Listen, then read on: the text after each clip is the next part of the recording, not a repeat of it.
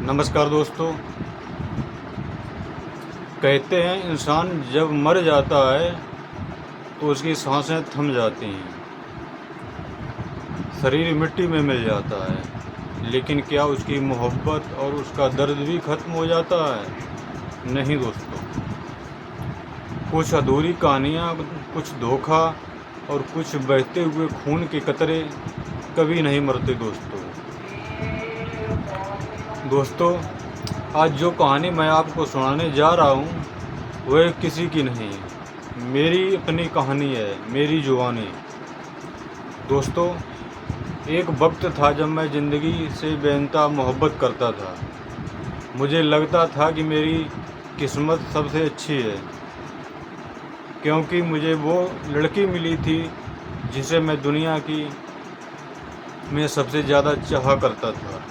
लेकिन मुझे क्या पता था कि जिस दुल्हन के जोड़े में मैं अपना दिल हार बैठा था, वही जोड़ा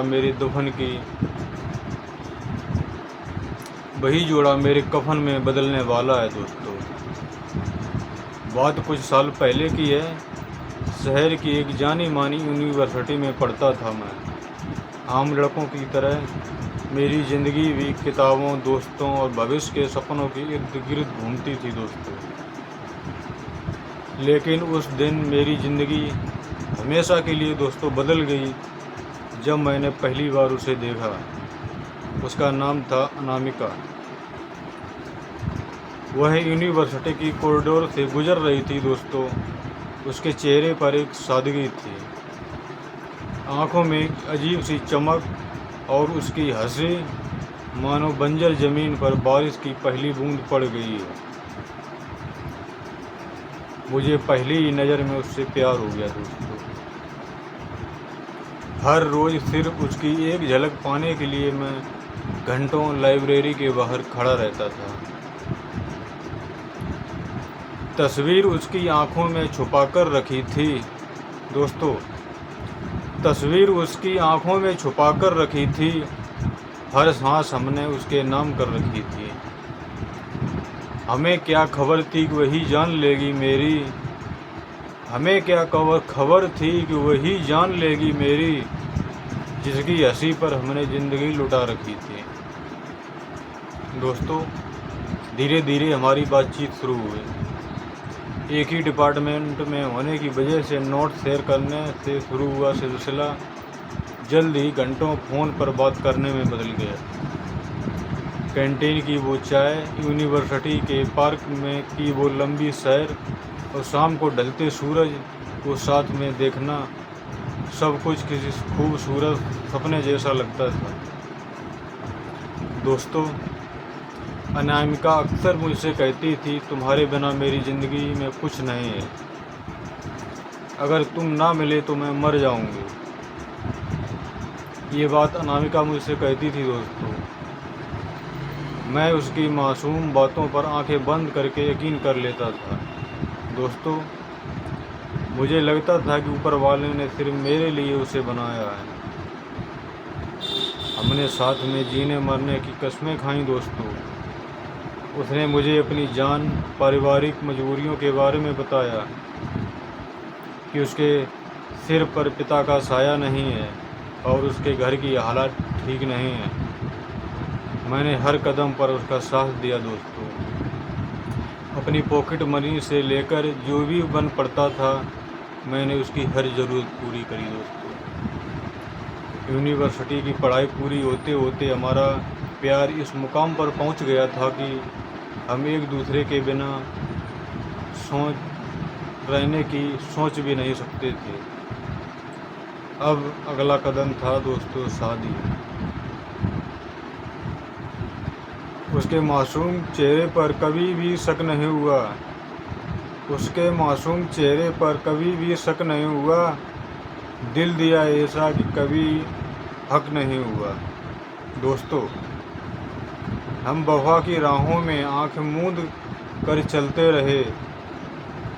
हम वफा की राहों में आंख मूंद कर चलते रहे और उसके हर झूठे वादे पर भी यकीन हुआ दोस्तों। लेकिन हमारे बीच सबसे बड़ी दीवार थी हमारा परिवार। मेरा परिवार एक रूढ़िवादी और पारंपरिक विचार वाला परिवार था। जब मैंने घर जाकर बताया कि मैं यूनिवर्सिटी की अपनी एक दोस्त से शादी करना चाहता हूँ, तो घर में भूचाल आ गया दोस्तों। पिताजी ने साफ इनकार कर दिया और माँ ने भी इनकार कर दिया। उधर अनामिका ने कहा कि उसके रिश्तेदार इस शादी के खिलाफ हैं, लेकिन कहते हैं ना कि जब प्यार सच्चा हो तो इंसान हर हद पार कर ही लेता है दोस्तों। मैंने अपने परिवार के सामने अन्न जल त्याग दिया। 3 दिनों तक अपने कमरे में बंद रहा दोस्तों। मेरी हालत देखकर माँ का दिल पिघल गया। आखिरकार मैंने अपने माता पिता को मना ही लिया। अनामिका ने भी किसी तरह अपने घर वालों को राज़ी कर लिया दोस्तों। कम से कम उसने मुझे यही बताया था कि शादी का दिन तय हुआ। चारों तरफ खुशियों का माहौल था। मेरे घर में मिठाइयाँ बन रही थीं, ढोल नगाड़े बज रहे थे और मैं दुनिया का सबसे खुशनसीब इंसान महसूस कर रहा था कि जिस लड़की को मैंने चाहा आज वो मेरी दुल्हन बनने जा रही है। शादी के मंडप में जब लाल जोड़े में सजी अनामिका ने कदम रखा तो मेरी नज़रें उससे हट ही नहीं रही थीं। हाथों में मेहंदी, चेहरे पे घूंघट और हल्की सी मुस्कान, लेकिन उसकी आंखों में एक अजीब सा सन्नाटा था। उस वक्त मैंने उस सन्नाटे को उसकी घबराहट समझा था, लेकिन वो घबराहट नहीं थी, मेरी मौत से पहले का सन्नाटा था। लाल जोड़े में सजी वो किसी परी सी लगती थी। लाल जोड़े में सजी वो किसी परी सी लगती थी। उसकी हर अदा में एक अजीब सी बेबसी लगती थी। हम जिसे समझ रहे थे अपनी इश्क की मंजिल, वो तो हमारी मौत की मुकम्मल सजा लगती थी। दोस्तों, शादी हुई, विदाई हुई और अनामिका मेरे घर आ गई। माँ ने आरती उतार कर अपनी बहू का स्वागत किया। पूरा घर खुशियों से चहक रहा था। मेरे रिश्तेदार बधाई दे रहे थे। रात के 11 बज चुके थे दोस्तों। मेरे दोस्तों ने मुझे सजाए हुए कमरे के बाहर छोड़ा और हंसते खिलाते चले गए दोस्तों। मैंने जैसे ही कमरे का दरवाज़ा खोला, पूरे कमरे में गुलाब के फूलों की महक। बेड पर वो लाल जोड़े में घूंघट गिरे अनामिका बैठी थी और मेरा दिल जोरों से धड़क रहा था। मैं धीरे धीरे उसके करीब गया, बेड पर बैठा और उसके चेहरे से घूंघट उठाया। उसका चेहरा बहुत खूबसूरत लग रहा था, लेकिन उसकी आंखों में प्यार की जगह एक ठंडी बेजान नफरत थी। मैंने मुस्कुराते हुए उसका हाथ पकड़ा और कहा, अनामिका, आज से हम एक हैं। हमारी नई जिंदगी शुरू हो रही है दोस्तों। उसने अपना हाथ पीछे खींच लिया। मैंने सोचा शायद वो शर्मा रही है।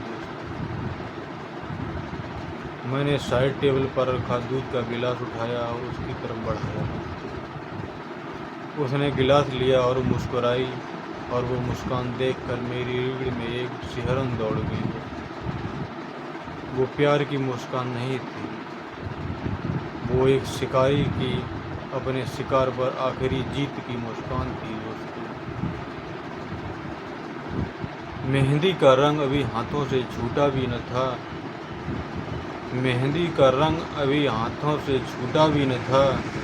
हमारे इश्क का परिंदा अभी उड़ा भी न था। जिसके हाथों से पीनी थी जिंदगी की मिठास, जिसके हाथों से पीनी थी ज़िंदगी की मिठास, उसने जहर पिलाने में एक पल भी सोचा न था। दोस्तों, इससे पहले कि कुछ समझ पाता, अनामिका ने अपने साड़ू के पल्लों के नीचे छुपाया हुआ एक धारदार खंजर निकाल लिया और मेरी आंखें फटी की फटी रही।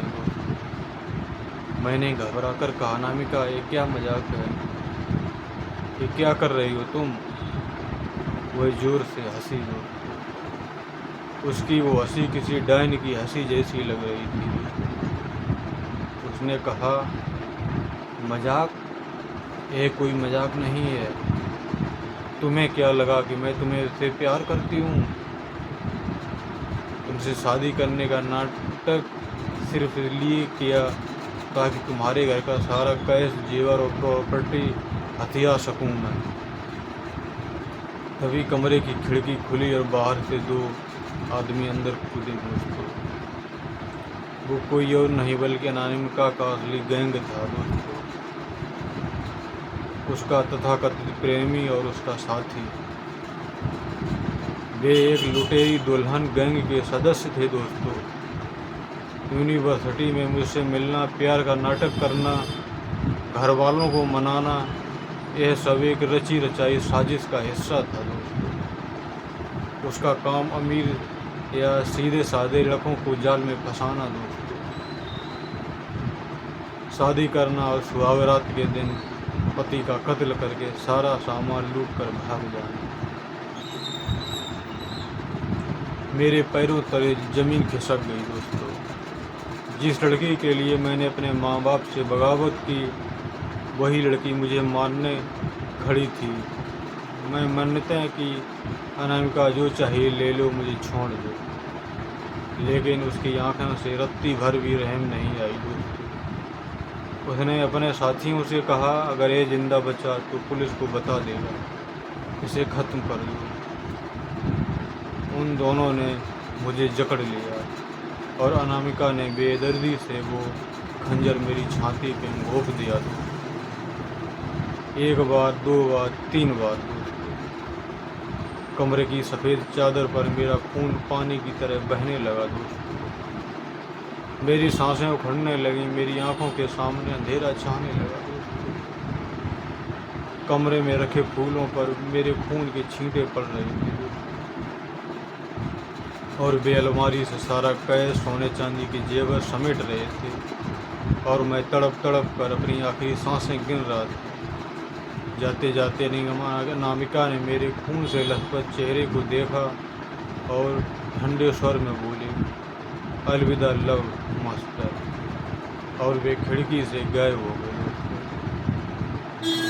जिंदगी मांगी थी जिससे, दोस्तों, जिंदगी मांगी थी जिससे, उसने मौत की सज़ा दी। मेरी वफ़ाओं को उसने मेरी तबाही दी। सुहागरात की सेज बनी मेरी मैयत का बिछौना, सुहागरात की सेज बनी मेरी मैयत का बिछौना। कातिल दुल्हन ने मेरी मोहब्बत को यही कीमत दी। दोस्तों, सुबह जब माँ कमरे में चाय लेकर आई तो दरवाज़ा का ताला टूटा था और अंदर का दृश्य देखकर उसकी चीख निकली। मैं बिस्तर पर बेजान पड़ा था और वो लुटेरी दुल्हन गायब थी। पुलिस आई, छानबीन हुई और बाद में पता चला कि अनामिका कोई आम लड़की नहीं बल्कि एक पेशेवर कातिल और फ्रॉड दुल्हन थी, जो इससे पहले भी 3 राज्यों में ऐसे ही निर्दोष लड़कों को बलि चढ़ा चुकी थी।